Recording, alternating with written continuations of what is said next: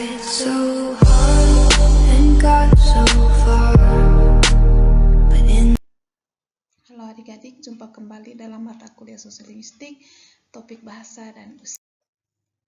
Pertama, kita akan melihat penutur anak-anak. Anak-anak akan menguasai bahasa pada usia 18 bulan dan sempurna pada usia 3,5 tahun.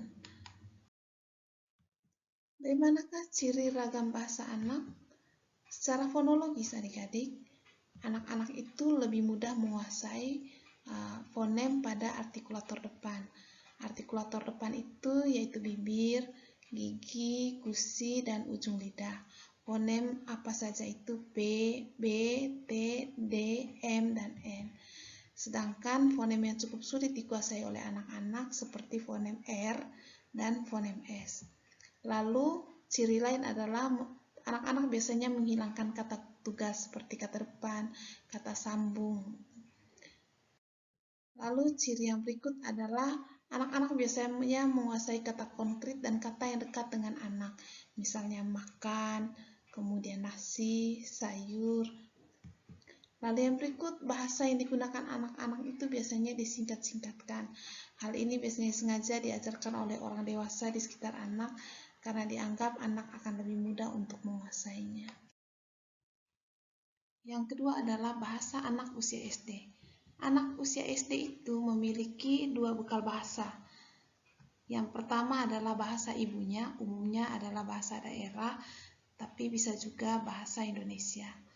Yang kedua adalah bahasa kedua atau bahasa baku, dalam hal ini bisa saja bahasa Indonesia, atau bisa juga bahasa asing, ataupun sebaliknya bisa bahasa daerah.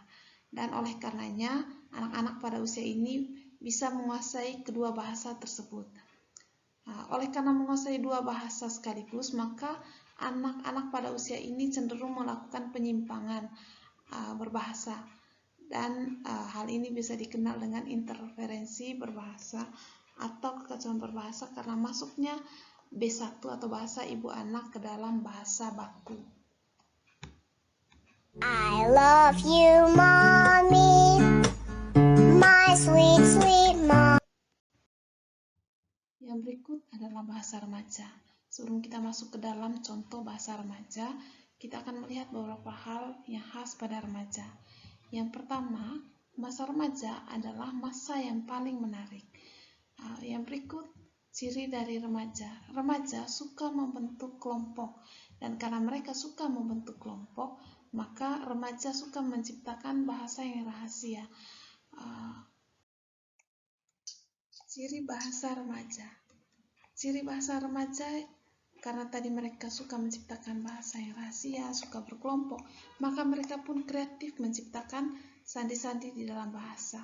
Berikut contohnya, misalnya V ditambah dengan vokal, misalnya mata, maka menjadi mafa, dan tanya menjadi tafa, maka mata, mafa, tafa. Begitupun ada juga remaja yang suka menambahkan sye pada akhir dari suku kata, misalnya kunci menjadi kunci. Atau juga kita melihat banyak bahasa-bahasa gaul yang diciptakan oleh remaja seperti bokap dan nyok. Yang berikut adalah bahasa orang dewasa. Bahasa orang dewasa itu cenderung baku dan formal serta kompleks dan agak berbeda dengan bahasa remaja. Pada orang dewasa biasanya sudah banyak menggunakan konotasi, kemudian banyak menggunakan perumpamaan. Jadi orang dewasa itu berbahasa lebih panjang dan lebih rumit daripada usia-usia yang lain.